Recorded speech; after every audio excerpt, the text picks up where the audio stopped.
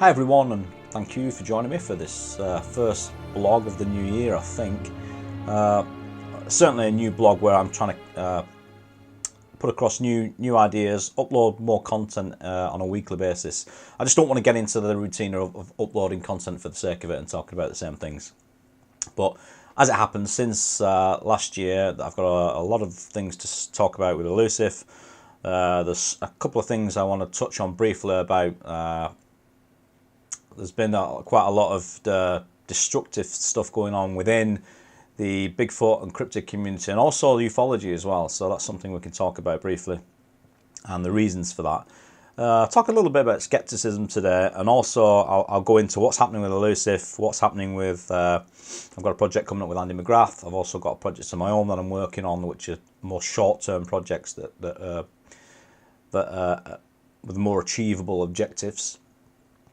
And something else at the end I may be talking about is doing with Deb Hatswell is a Q&A. So what I wanted to first of all start off with is talking about, and I know if anyone that follows me and anyone that's in a lot of the groups on Facebook will probably have seen that there's a whole lot of trolling going on within the alternative community. Now, a lot of this is deliberate, and it's a tactic employed by both governmental sources, and this is legitimate. That's a factual statement that I'm making there, and also just people that are skeptical but have no filter. So I guess this is probably a good point to bring up the issue that we had recently in the British Bigfoot community with a guy named Glenn Vaudrey, who's a representative of the CFZ, the Centres for Fortean Zoology. Now, recently Glenn's been appointed to head the BHM, which is a sort of a faction of the CFC that looks at British Bigfoot and things of that ilk. So, for anyone that's been familiar with what's happening, you might ask, why would you put Glenn Vaudrey in charge of a group like that after what's occurred over the last few months? Now, essentially what happened with Glenn is that he came to the British Bigfoot research team and started asking a few questions about the research, and it all started off quite pleasant, vague but pleasant, and there was no cause for concern, and generally we're pretty happy to help and that kind of thing. But as time went on, he was asking for more and more, and when he wasn't getting the things that he wanted, as in he wanted to get his hands on certain parts of the research, he then started to get a bit snidey with the comments. He would troll certain comments, and when evidence or potential photographs or potential statements, even witness accounts were put online, he would say things like, that's a fantasist account that's been made up. And he had said in comments to me and comments to Deb and comments to other people that a lot of those accounts on file were not legitimate, were either hoaxed or the witnesses were lying. Now, this is a guy that's representing quite a renowned society, the CFC, headed by John Downes, and John Downes has been doing that for decades. So I'm surprised that Glenn would be appointed in this position to sort of, where at times he's going to have to be in communication with witnesses if those witnesses do indeed choose to contact the CFC in relation to what they've seen or encountered. Now, the bones of the matter is this. What we found out later down the line is that Glenn was writing a book. And it seems that his objective was to obtain the research so he didn't have to do any himself, because he hasn't done any himself. What he was looking for from the researchers in this community was their research, rather than spend years doing his own. Now, as a group, the British Bigfoot has been doing this probably 3 or 4 years. I mean, Facebook has helped a lot with its networking. As intrusive as Facebook is, it's fantastic for networking. But at the same time, it can cause issues because it does attract a lot of skeptics who have no filter. Now, skeptics are really important to a movement, to the alternative movement. Without them, I mean, things go wild anyway. But so, skeptics have a really useful part to play in all of this, grounding people and, putting forth theories that are unbiased. And that's something that within the alternative truth movement, whether it be cryptids, aliens, ufology, whatever it might be, we're all carrying certain biases, and that goes for people in every society, in every group. We all have different backgrounds, we all have different religions, and those shape our belief systems. It's as simple as that. But a lot of people won't acknowledge this when they're doing research. So the crux of the matter was that British Bigfoot is deemed by many, particularly the witnesses, to be a flesh and blood animal. Now, Glenn Vaudrey's issue was that he doesn't believe that for 1 minute. He won't present any argument as to why he believes that it's not flesh and blood. Simply states that there is no body, and that old argument has been going on for 60 years in America and Canada. So you're going to have to come up with something a bit better than that. Because if we're going to play this game of debating the subject, which is really key, debate is really key in sort of moving forward with the British Bigfoot. Because if you look in Canada and America, they've been debating and backbiting and fighting for a long time, and they're no further down the line, if truth be told.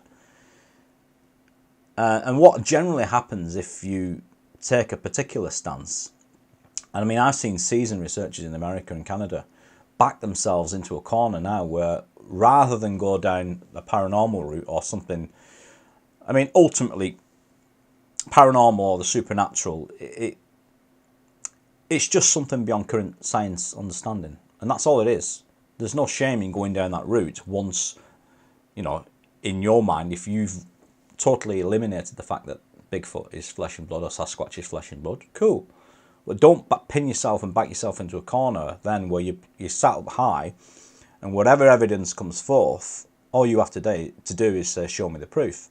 I don't see, you've then no purpose, because there are enough people doing that aren't within the community. But each to their own. If that's the sort of stance that you want to take, who am I? That's each to their own. That's the beauty of, we all have our own choices to make.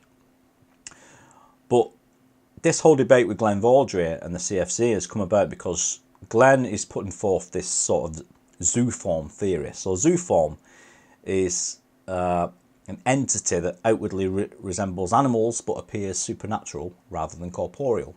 Corporeal being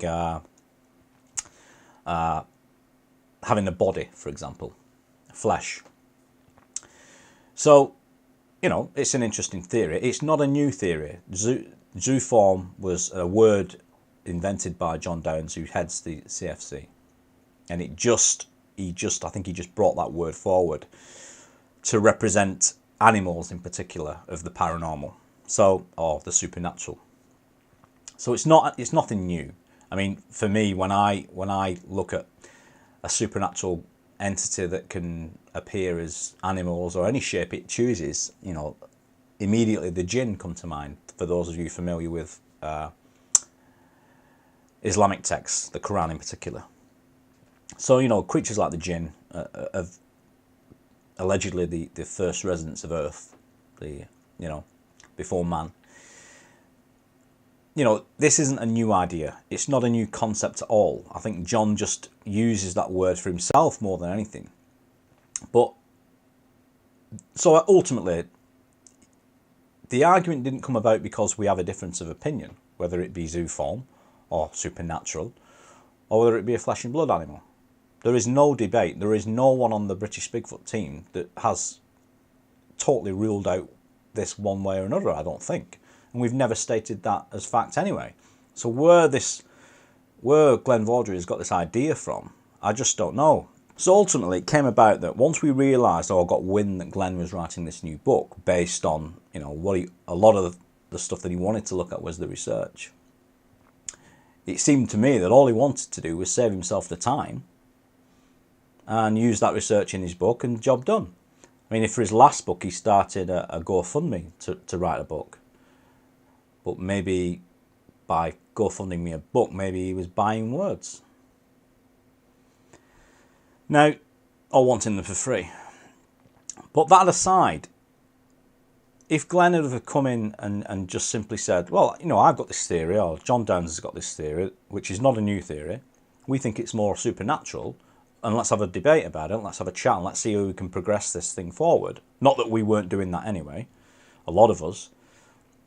Then it probably would have been cool, but the fact that he's come in and started to be rude to people, he's been removed from groups for being rude, quite aggressive, and really not willing to converse. All he was trying to do, ultimately, in the end, he ended up just trolling every comment that came out. Even the British Cryptids conference that I organised, he even came on the page and told people not to attend, and to attend his event. Now, maybe that's what's behind it. Maybe what he's seeing is that the growth in the movement, and he feels threatened by that in his position.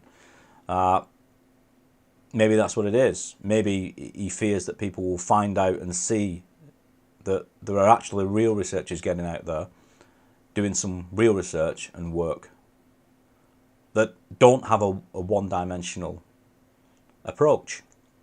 Because let's just look at if we look at the Bigfoot sightings.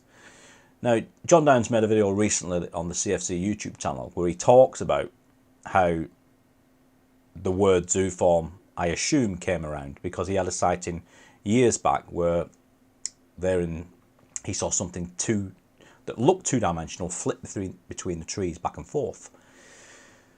And there are a couple of accounts within the 500 accounts on the UK Bigfoot map that are similar, but often these are things that are shadows and things like that. So again, that could be, is that a jinn? Is it a shadow person? I mean, these are all things reported, you know, way back, centuries ago. So again, they're not a new phenomena. But what confuses me is that although we have to document these things all in one place, because ultimately, and that's what's interesting, these are the witnesses' statements. There's Deb that takes the majority of the accounts, and Ian Jennings over the years, and Neil Young, and Adam Bird, and Kat Chadwick, and John Chick, and other researchers that I haven't mentioned are taking reports. All these reports are written down using the witnesses' own words. So Vaudrey has been saying that these are fantasy accounts, these are made-up accounts. They're even hoaxed, lies. There's no proof whatsoever at all to suggest that that's what's going on. But he hasn't taken the time to look at that, so how would he know? And this is a guy that's representing the CFZ, and he expects people to take him seriously, particularly witnesses. Can you imagine a witness approaching somebody like that? What, are you going to get called a fantasist, a liar? But again, we're that's sort of by the by now. This is sort of a month ago now. Everybody's over it. No one really cares about it. But I thought it important to mention it in relation to the flesh and blood argument, which is a debate that we have going on constantly within the cryptid groups, not just in the UK, but all over the world. What's interesting to me is that when you look at the descriptions of some of the accounts, or the majority of the accounts, we're not talking about somebody describing a supernatural event or a zooform. No one's talking about how Glenn, or John for that matter, is coming to that conclusion. I mean, maybe that's something they'll address with this new approach that they're taking, because I believe Crypto Kid's involved. Maybe he'll have a look at the accounts and say, well, you know what, maybe perhaps we've sort of rushed in, we've been a bit hasty. Because the research in this country particularly is brand new. Even though, I've said this before, even though we have researchers that have been doing this a long time, decades, some of them, as a collective group, this has only been going on 4 or 5 years, and the research is really in its infancy, because we have in comparison to the thousands of researchers in America, we have a handful. We've probably got 30 or 40, and the majority of us don't really know what we're doing. There's very little scientific training in there. There's a lot more skepticism coming on board that I have noticed recently, which is really important. And that's sort of the researcher's journey. Ultimately, you know, after a couple of years, you do get a lot more skeptical in your approach. So let's go back to the flesh and blood angle, and let's look at a couple of this. Took me 5 minutes to look at probably the top 10 accounts on the map. So the first one is, it was hairy, approximately 5'9" in height, and had intelligent human-like eyes, a flat nose, large ears. The teeth were large but not fanged. No mention of anything supernatural. No mention at all. Unusual, of course. But what they're describing to me is something corporeal. Not zooform. That's a corporeal description. Another one. A tall, hairy man ran into the woodline. I don't mean man-sized tall, but huge, like half man, half ape. I saw the side profile. He was man-like, with huge shoulders and legs thick with hair, like a monkey. Again, corporeal. Another one. I still can't believe what I saw. It was dark colour, like a brown, but when the sun hit it, there was a reddish brown colour to it. You could see the muscles expanding when it moved. It had patches of hair missing, like it had been caught on barbed wire or attacked in some way. So these are the witnesses' own words. And in the majority of the accounts on the map, there is no mention at all in the corporeal accounts of anything supernatural. There are even accounts of where it's been seen eating, poking in the ground with a stick. There are accounts where a Bigfoot's been seen walking away, leaving a stick leaning against a tree. So to rule out the flesh and blood angle without actually leaving your house seems odd to me. It's a very odd approach, but again, each to their own. How you investigate zooform is another matter, isn't it? How do you acquire any sort of evidence or proof? And I think maybe that's why Glenn didn't want to debate. I mean, I offered many times to, before the fallout, if you like, to speak to Glenn and have him on my channel, and we can debate it and we can discuss it and talk about it. I offered to go on the radio with him and we would discuss and talk about it. But I think because there's no real way of acquiring evidence of zooform, perhaps that's why he didn't really want to do it. I mean, it's going to be a very short book, isn't it? This book that Glenn's writing on zooform Bigfoot. Because what he'll do is what the skeptics like to do, and that is handpick, cherry-pick the data and ignore ones that cause concern and threaten your belief system. And that goes across many genres within the alternative community and science as well. So I guess the next thing to bring up with it, is sort of that skeptical mindset. And there's a lot of new researchers coming in, so welcome to anybody that's watching my channel. Welcome, there's a lot of there's a new Irish Bigfoot couple of new Facebook groups started up. So I know that they're out. They've got some huge vast forests in Ireland that really no one has looked at. And this is what I'm talking about. They haven't been touched, those areas. The search for physical evidence hasn't even begun. Yet there are certain people throwing out theories with certainty, and that's just nonsense. It's a nonsense approach, and I'm amazed really by that. But perhaps, I think I can sort of see how that comes about. When if you look at a lot of the veteran researchers, as I said earlier, they either pin themselves in the corner and they're stuck in the skeptic's chair, or they find themselves going down this more paranormal, supernatural route. And I think that's the researcher's decision. Each researcher has to make their own journey, if you like, a bit philosophical. Well, that's just the way it is. But what I would say to any newbies is sort of, we are seeing in the groups, and not just the British groups, American groups, a lot of blob squatch, and that's for a lot of reasons. That can either be that it's a genuine photo and it was actually taken in a moment of panic. It could be that simply just the equipment they're using is below standard, or they've no experience in photography. And again, I talked about that in my last video. So if you want to know more about uploading files and file types and data types, check that out. But I think this pareidolia thing is a huge thing currently. It doesn't do us as a group any favours whatsoever. Not that a crystal clear photograph does you any favours either, because that, that would receive an equal amount of scepticism and you'd be called a liar and a hoax. But I would rather take one of those photos and know with it, you know, personally, that I took it and I know what it is, than have taken something of a blob in a tree and be none the wiser and be left with that. So what I wanted to talk about next is probably the film. So Elusive is sort of getting on, by the time it's released, it'll be getting on for almost 2 years. And I came into this project, much like I go into all my projects, thinking that I can come in and out into this scene, and 3 or 4 months will do it, job done. But it never seems to pan out that way, because there's always more to look at. And it just so happens that this subject in particular, the British Bigfoot, has there's a lot to it. So it has taken a lot longer than I thought, but ultimately, and the longer it takes, the more finance it takes. And obviously then you've got the weather that comes in, and there's certain things sometimes when you want to do something and with a particular researcher, they're not free or I'm not free. You know, I have other jobs on as well that take up my time, and they do too.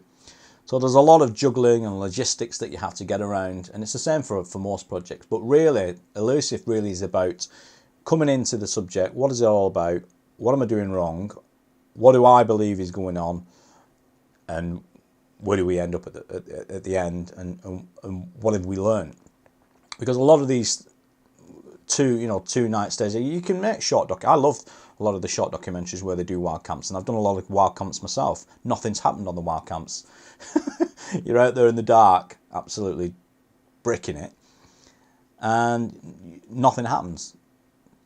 So I've got to do a couple more of them. I've got to head up to Scotland and do that. The weather, again, the beast from the east has caused a lot of issues with that. But anyway, that's the plan with Elusive, and it will be released at the conference which I'm putting on at the Bury Fusiliers Museum on the May the 27th. It's the British Cryptids Conference. It's the first of its kind, and that venue is amazing. It's a fantastic venue. It's in a fantastic location. The logistics are brilliant.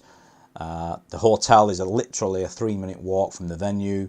There are cafes and restaurants all around there, and the parking's free all day. So as I say, I've used the venue before. It's a modern venue. It's fantastic.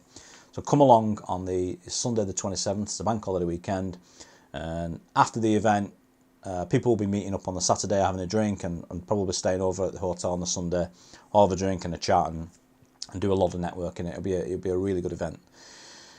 What else am I doing? So obviously within making Elusive, I've met a lot of new researchers, and I'm doing some work with a guy who's in Elusive, and he's also in a documentary called Cryptozoologist, and he's also an author of the book Beasts of Britain. So everybody, well, the majority of you will know Andy McGrath. And Andy and I are working on something in April together, a project, something based around Andy's Beasts of Britain book. So check that out if you haven't read that. I can't say too much about it yet because we're still in the planning, but we're shooting something for that in the middle of April. I'm also working on producing an online series. So when you use a distributor, people probably don't know this. When you use a distributor in America and Canada, for example, they have a lot of say about how a project is governed,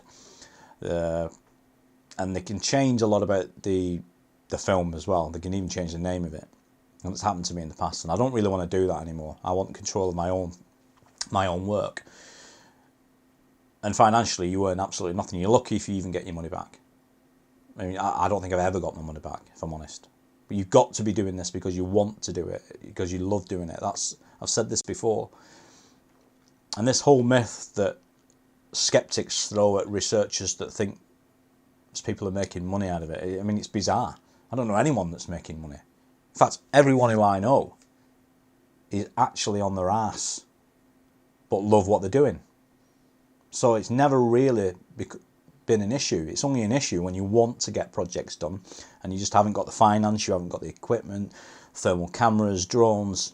Unfortunately, I know a few people, because I'm from that background, that have drones, and and there are a lot of websites now like Fat Llama, where you can hire equipment if you need it. So